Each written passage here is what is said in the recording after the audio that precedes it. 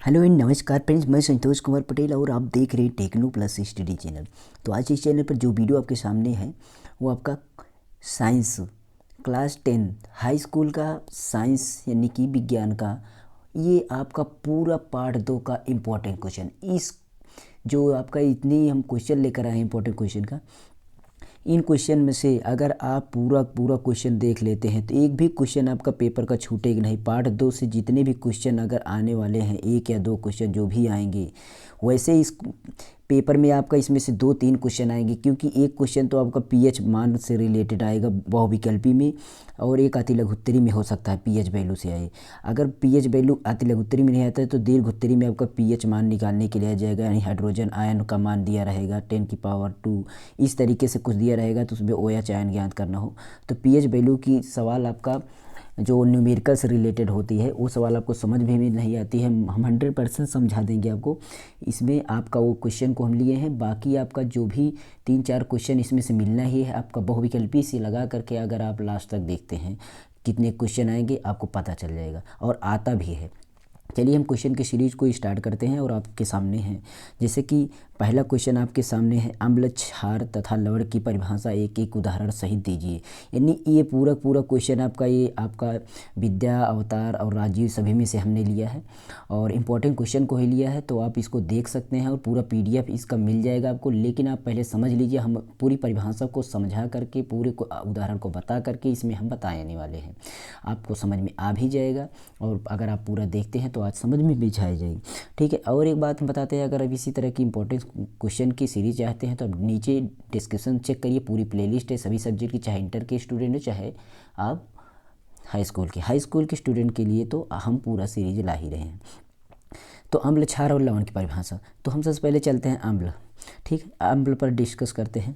अम्ल किसे कहते हैं? तो अम्ल वे पदार्थ होते हैं, अम्ल मतलब कहने का मतलब वे पदार्थ हैं जो जलीय विलयन में हाइड्रोजन आयन देते हैं। मतलब अगर उसको हम जल में विलय किया जाए, उसको जली में अगर हम घोला जाए तो उसमें आपका एच आयन, हाइड्रोजन आयन ये निकलेगा। कहने जब उसकी अभिक्रिया को हम बनाएंगे तो आपका H आयन अगर उसमें निकल रहा है, H आयन, तो समझ लीजिए वो अम्ल कहलाते हैं, ठीक है। वो क्या कहलाते हैं? अम्ल कहलाते हैं। जैसे यहाँ पर समीकरण आपको सामने दिखाई दे रहा है, HCl है, HCl में आपका H+Cl, तो H आयन यहाँ निकल गया, Cl अलग हो गया, तो H आयन यही आपको पता चल रहा है कि अम्लीय है।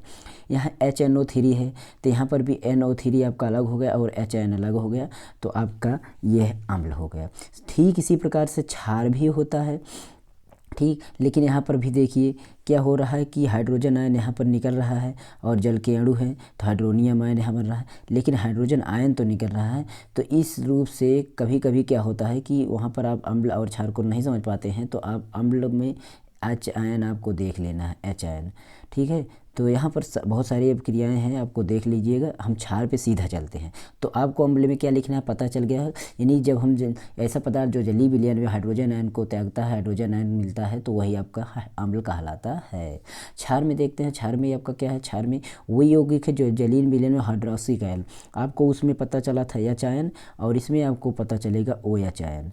ये अगर ये त्यागता है तो आपका जान लीजिए कि वो क्षार होता है, यानी कोई ऋण आयन नहीं देते हैं, क्षार कहलाते हैं। हाइड्रॉक्सिल आयन के अतिरिक्त अगर आपका A आयन हाइड्रॉक्सिल आयन होगा, इसके अतिरिक्त कोई भी ऋणात्मक आयन नहीं होगा, यानी आपका होगा तो OH आयन ही होगा।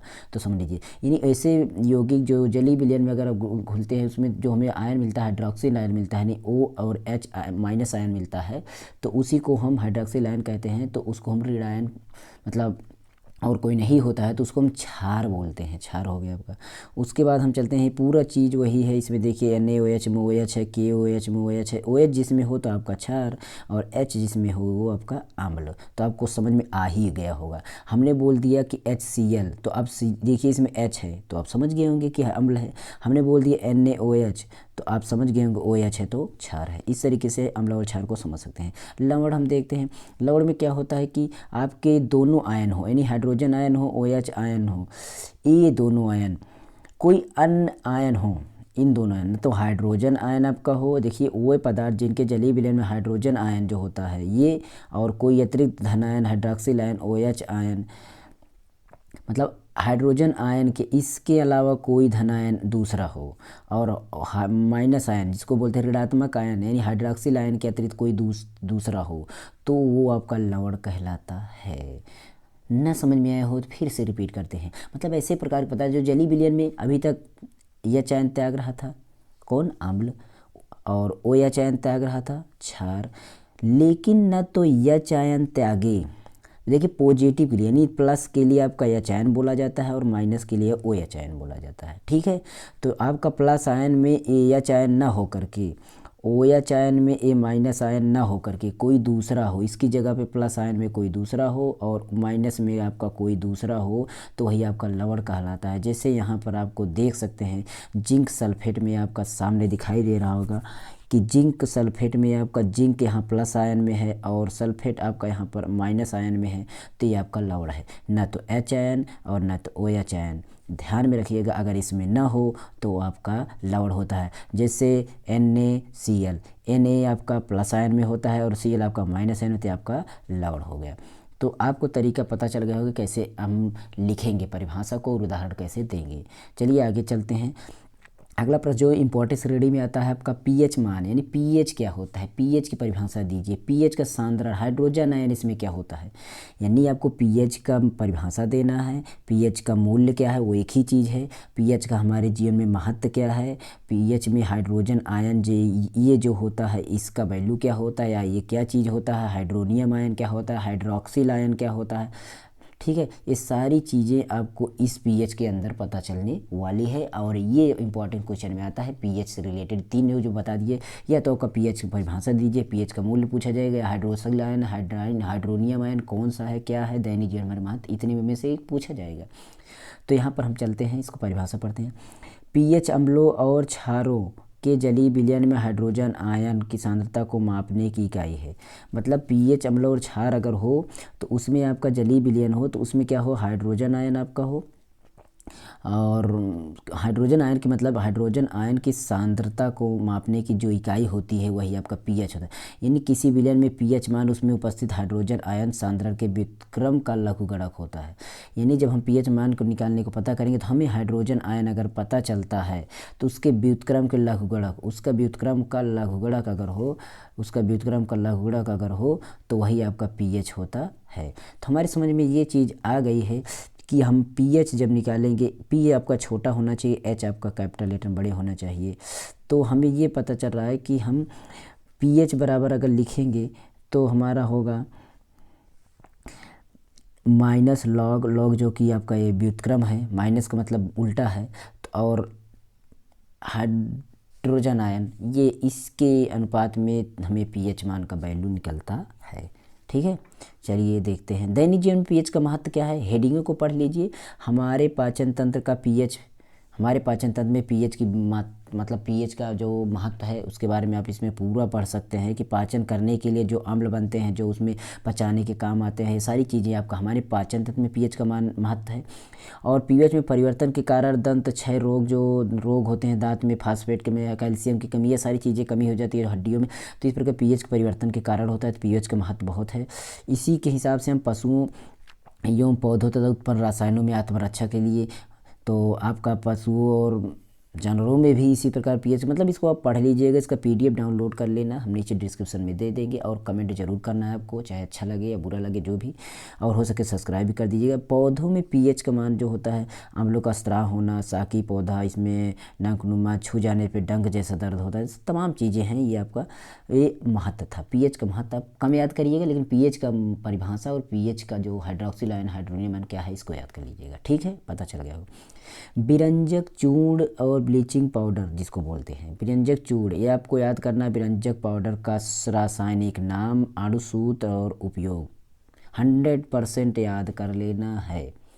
ठीक है, अब प्रश्न कैसा भी हो, उसके रासायनिक गुण हो, उसका उपयोग हो, उसका सूत्र हो, इसमें सारी चीज़ें बताया जाएगा। ठीक, तो हम देखते हैं ब्लीचिंग पाउडर यानी विरंजक चूर्ण याद कैसे करना है। वा से बा से दोनों है तो समझ जाएंगे। विरंजक चूर्ण आता है तब भी वही ब्लीचिंग पाउडर आता है, यानी ब्लीचिंग चूर्ण आता है, ब्लीचिंग पाउडर आता है, तो समझ लीजिए वही चीज़। इसका रासायनिक नाम जो होता है कैल्शियम ऑक्सीक्लोराइड। अब इसको समझ गए होंगे, कैल्शियम का मतलब Ca, ऑक्सिक मतलब ओ, ऑक्सीजन यानी O, और क्लोरीन यानी डबल हो गया तो क्लोराइड के रूप में हो गया। तो Ca calcium oxy oxygen chloride CaOCl2, ये आपका कैल्शियम क्लोराइड यानी ब्लीचिंग पाउडर का सूत्र हो गया। बनाने की विधि को आपको देखेंगे तो यानी बनाने की विधि को याद कर लेना। जब सूखा बुझा हुआ चूना पर क्लोरीन की मतलब सूखा बुझा हुआ चूना, बुझे हुए चूने का सूत्र आपका हो गया Ca हाइड्रॉक्सिल जो होता है OH का ट्वाइस आपका, और इसके साथ Cl को हम मिला दें और उसको हम जो क्रिया कराएंगे इसके साथ हमें मिल जाएगा। देखिए Ca के साथ यहाँ पर CaO है तो इसके साथ एक मतलब ये Cl यहाँ मिल गया, और OH जो है आपका OH2 जो है इसको हम यहाँ पर H2O के रूप में कन्वर्ट हो गया। तो यहाँ पर ये OH2 यानी H2O में हो गया। तो इसको आप पढ़ लीजिएगा, थोड़ा समझ लीजिएगा, ना समझ में तो कमेंट करिएगा। इसका हम अलग अलग वीडियो लेंगे क्योंकि ये बड़ा है, थोड़ा बड़ा क्या समझाने में। और इसका गुड़ जो होता है हल्के पीले रंग का होता है। गुड़ क्या होता है? हल्का पीले रंग का होता है। इसमें क्लोरीन की गंध आती रहती है। इसे जल में घोल कर गर्म करने पर क्लोरीन गैस निकलती है। विलयन दुधिया होता है। बस एक दो प्रयोग गुड़ आपको लिख देना है, ठीक। उसके बाद हम देखते हैं और भी प्रयोग है यहाँ पर है, और बहुत सारे प्रयोग हैं जो भी हैं आप याद कर लीजिएगा। यहाँ पर ब्लीचिंग पाउडर एसीटोन में क्लोरोफार्म बनता है। उपयोग इसका क्या है इसको पढ़ लीजिए। गुड़ था, उपयोग पढ़ना है।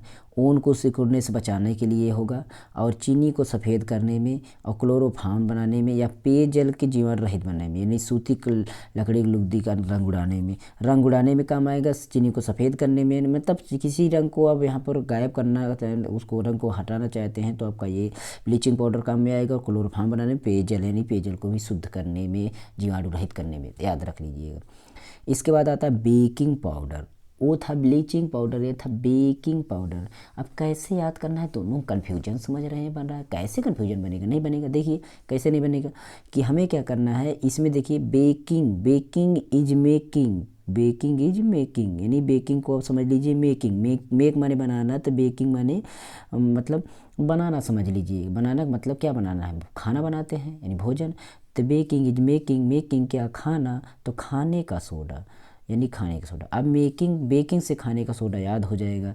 बचता जो था वो आपका विरंजक चूर्ण ब्लीचिंग पाउडर, वो आपका अलग हो गया, उसको अलग अब याद कर लिए हैं।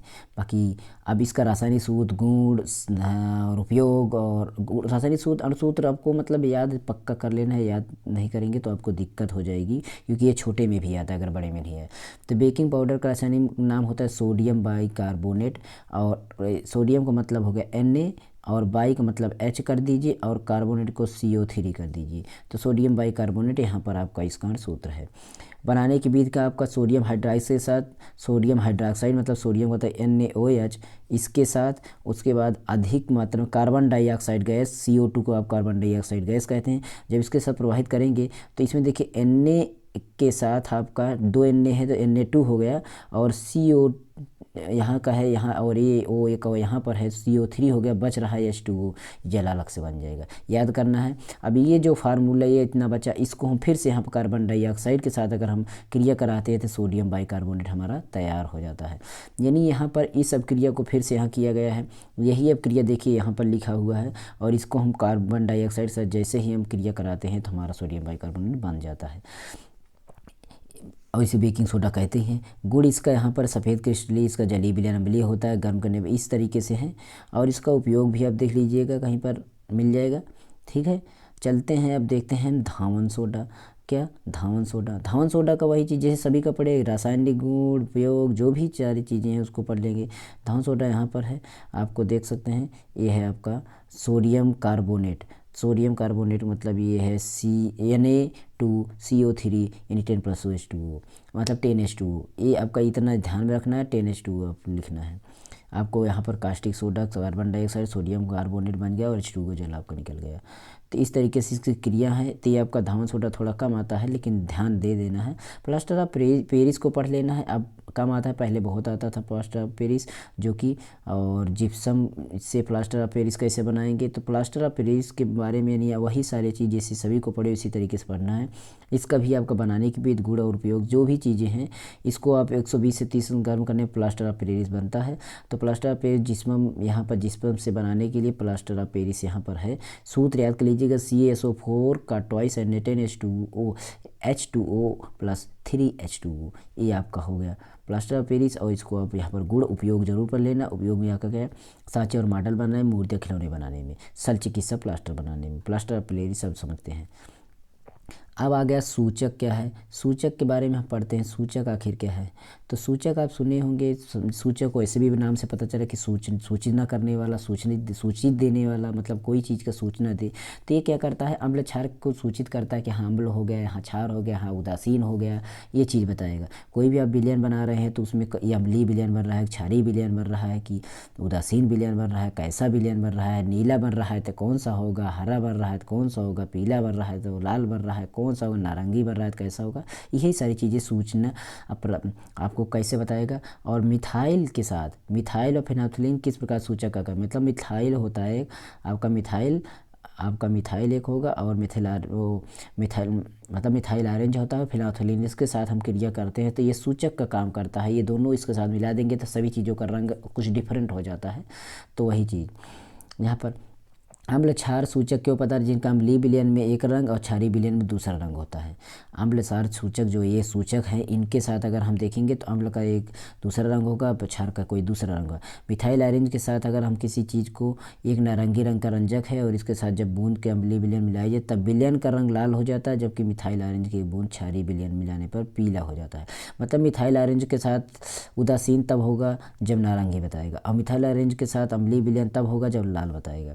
कोई भी चीज़ हम क्रिया कराएंगे तब मिथाइल ऑरेंज के साथ इस तरह स्थित होगी तब। इसके बाद इसकी अगर मिथाइल ऑरेंज के क्षारीय विलयन तब होगा जब पीला भी होगा। तो फिनोल्फथलीन के साथ यही मिथाइल ऑरेंज की जगह हम फिनोल्फथलीन यूज करते हैं। फिनोल्फथलीन अगर उदासीन होगा, रंगहीन होगा इसका मतलब, और फिनोल्फथलीन अगर प्लस अम्लीय अगर होगा तो वो भी रंगहीन होगा, लेकिन फिनोल्फथलीन अगर क्षारीय होगा तो लाल होगा। यही सारी चीज़ें इसमें, इसको आप डिटेल मत पढ़िएगा, थोड़ा वही पढ़ लीजिएगा सूचक क्या है उसके बारे में बस। यहाँ पीएच पैमाना क्या मापता है इसके बारे में बात करते हैं। पीएच पैमाना हमारा अम्लीय क्षार को व्यक्त करता है, उदासीन है, यानी विलयन आपका अम्लीय है कि क्षारीय है कि उदासीन है। ठीक, तो ये ध्यान में रखना है यहाँ पर। पीएच पैमाना अम्लीय क्षार को जलीय विलयन में हाइड्रोजन अणु सांद्रता को मापता है। उदासीन अम्लीय क्षारीय विलयन पीएच का निम्नपरास है। मतलब पीएच वैल्यू हमारा पता करता है कि अम्लीय है कि क्षारीय है या बीच में उदासीन है। उदासीन किसको बोलते हैं, 7 पॉइंट को आपको उदासीन बोला जाता है, यानी 7 पर है तो आपका उदासीन हो गया, 7 से अधिक हो गया तो आपका क्षारीय हो गया, 7 से अधिक हो गया तो आपका क्षारीय हो गया, और 7 से कम है तो आपका अम्लीय हो गया। ये ध्यान में रखना है, 7 से कम हो गया तो अम्लीय हो गया। अम्लीय अगर है आपका तो विलयन आपका ये 7 से कम ही होगा, 6, 5, 4, 3 इस तरह से, और 8 से इस तरह होगा, क्षारीय होगा।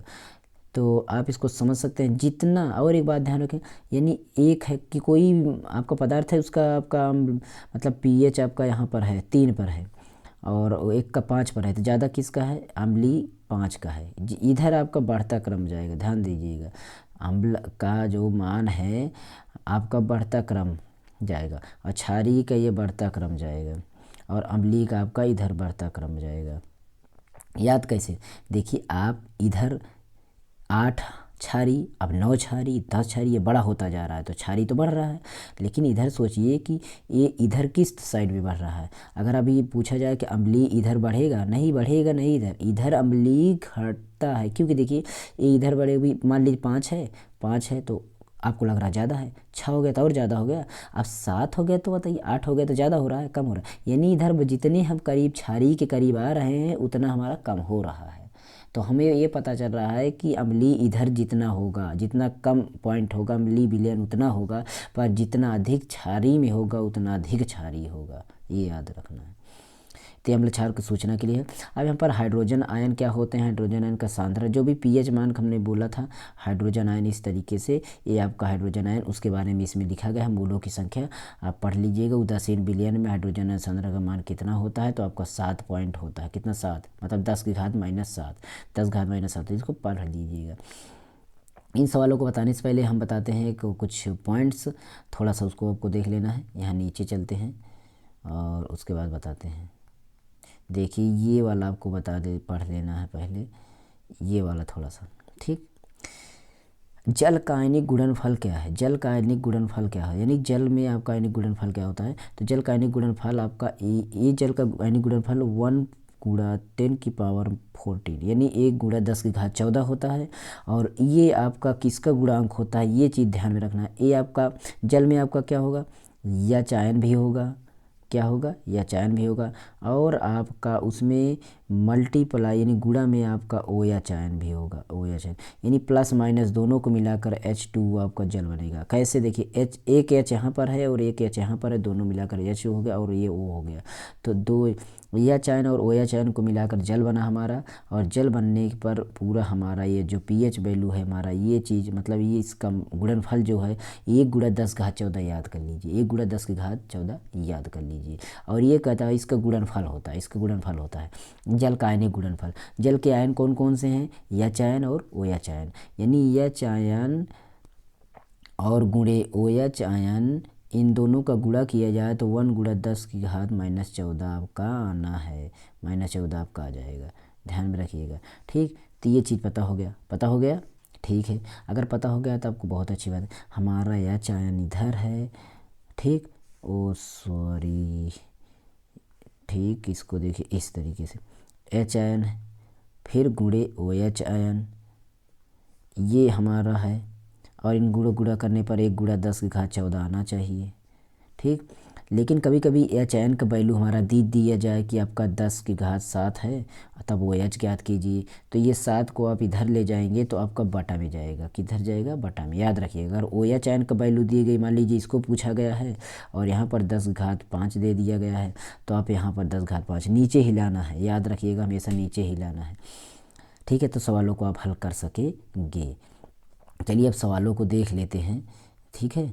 जैसे देखिए हमारा एक सवाल यहाँ पर है, सवाल है कि विलयन में हाइड्रोक्साइड आयन सांद्रण इतना है, ठीक। और एक चीज़ हम बताना भूल गए, इसको भी आप याद कर लीजिएगा। एक होता है जैसे कि आपका यहाँ पर ये लॉग आपका H का आयन है, ठीक है।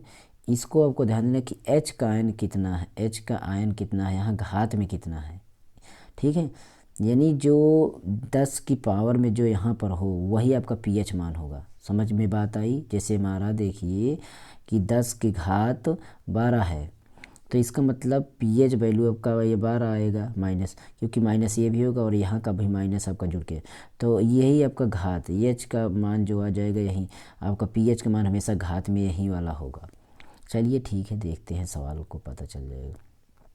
ये है आपका सवाल, देखिए इसमें क्या दिया गया है कि 1 विलयन में हाइड्रोक्साइड आयन आपको पता चल गया, हाइड्रोक्स ओ एच आयन दे दिया गया। और अभी बताया गया है कि एच आयन और गुणे ओ एच आयन बराबर 1 गुणा 10⁻14 होता है, ठीक है। एच आयन हमारा दे दिया गया है, हाइड्रोक्साइड आयन ये वाला हमारा दे दिया गया है, हाइड्रोक्साइड आयन मिल गया प्रतिमूल। और pH मान ज्ञात करना है। आप समझ में आ भी गया कि pH मान हमें ज्ञात करना है। pH मान तब ज्ञात होगा जब हाइड्रोजन आयन निकलेगा, तब हमेशा याद है। अगर हाइड्रोजन आयन पता है, एक बात याद रखना, हाइड्रोजन आयन पता तो समझ लीजिए pH वैल्यू पता। और अगर हाइड्रोजन आयन नहीं पता है तो पहले हाइड्रोजन आयन पता करिए, उसके बाद pH वैल्यू पता करिए, याद रखना। चलिए हम दिखाते हैं इसमें क्या है। देखिए यहाँ पर आयनिक गुणनफल 1 गुणे 10 का ये सूत्र होता है, फार्मूला पता हो गया आपको। अब हमें ये मिल रहा है, यहाँ पर ये मिल रहा है जिसका हम OH का मान है, किसका मान है OH। तो हम क्या करते हैं, OH की जगह इसको रख दिए और 1 गुणे 10⁻14 ये हो गया। अब बोले थे OH का वैल्यू जो होगा वो बटा में जाएगा, तो यहाँ पर देखिए बटा में आ गया। और इसको हम जब काटते हैं तो यहाँ 14 घात है, यहाँ 10 घात है, और माइनस में वो भी था 14 और माइनस में 10 ये भी था। तो 14 में 10 कट गया तो यहाँ -4 बच रहा है। कितना बच रहा है, -4। और ये वैल्यू किसकी निकल रही है, चायन की। तो यहाँ पर हमें पता चल रहा है कि देखिए हमारा जो फार्मूला होता है, यानी कि आपका 10 की पावर माइनस pH होता है, यही फार्मूला होना है। यानी 10 की पावर में जो होता है माइनस होगा और जो बचेगा वही pH होगा। तो हमें तो यहीं पर यही मिल रहा है कि 10 की पावर कितना मिल रहा है, 10 की पावर हमें -4 मिल रहा है। और हमारा फार्मूला कहता है ये चीज़। तो यहाँ पर देखिए 10 की जगह 10 है ही, माइनस की जगह माइनस है ही, लेकिन यहाँ pH की जगह देखिए इसमें क्या है, 4 है। pH की जगह क्या है, 4 है। तो हमें यही पता चल गया, आपको शायद आपको भी पता चल गया। अभी हम देखिए निकालते हैं। हमने बोला था कि जो 100 का वैल्यू होगा माइनस वो pH होगा, तो हमने 10 की घात -5 लिख दिया, तो आपका pH मान 5 हो गया, यहाँ पर 6 लिख दिया, पीएच मान 6 हो गया, यहाँ पर 8 लिख दिया, पीएच मान 8 हो गया, यहाँ पर 12 लिख दिया, पीएच मान 12 होगा। समझ गए होंगे, जो घात में होगा वही पीएच मान होगी, क्योंकि ये फार्मूले के साथ। यहाँ पर हमारा यही बचा था कि 10 घात -4 बचा था, और यही 4 आपका जो लिखा गया यहीं पर पीएच मान आ जाएगा। इस तरीके से हम फास्ट तरीके से चलते हैं, आगे के सवाल को लगा लेते हैं, देखते हैं कितनी तेज़ी से लगा सकते हैं। ठीक है, यहाँ पर देखिए आपका एक सांद्रण है, हाइड्रोजन आयन का सांद्रण है, हाइड्रोजन आयन ये चीज़ दे दिएगा। हाइड्रोजन आयन मतलब 10 घात -9। बस हाइड्रोजन आयन तो हमें पता ही करना होता है। अगर हाइड्रोजन आयन का जितनी घात दिया रहे तो घात वाला मान वही उत्तर होगा, यानी पीएच मान हमारा कितना आ गया, 9। ठीक है, हाइड्रोजन आयन पता होना चाहिए, नहीं पता है इसको पता करिए, और इसकी जिसमें 10 की घात जितनी हो माइनस में वही घात हमारा हो जाएगा। ठीक, चलिए इसका भी निकाल लिए, इसकी में से हम बना निकाल लेते हैं बहुत तेज़ी के साथ। देखिए इसमें आपका पता चल जाएगा पीएच मान, उदासीन विलयन आपका पीएच मान 7 होता है, 7 बीचों बीच में होता है, 7 के इधर अम्लीय, 7 के उधर क्षारीय पर, 7 पर आपका उदासीन, याद हो गया। ठीक, और यहाँ पर हम क्या करते हैं कि ये इतना है आपका मान, और NH हाइड्रोक्सिल आयन के, हाइड्रोक्सिल आयन आपको ये निकालना है।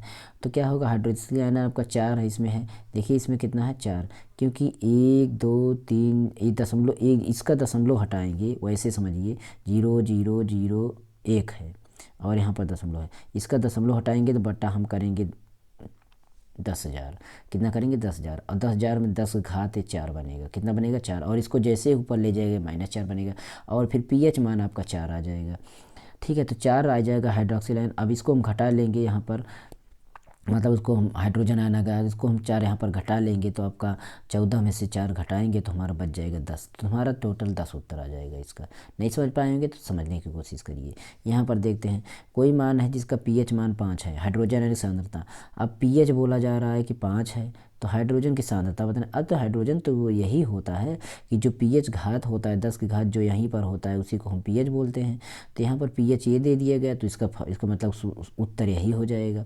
यहाँ पर आपका हाइड्रोजन आयन पूछा गया, तो इसका मतलब यही हाइड्रोजन आयन था, तभी तो पीएच 5 आया। उसके बाद यहाँ पर देखते हैं अगला, तो यही अगला नंबर है इसमें, या हाइड्रोजन आयन सांद्रता बताइए, हाइड्रोजन आयन की सांद्रता आपका जिसका पीएच 4 है, तो पीएच का मतलब यहाँ -4 है, तो यही आपका पीएच 4 है, तो यही आपका आंसर हो गया। तो इस तरीके से आप सवालों को लगाइएगा, अगर न लगा पाए तो कमेंट करिएगा।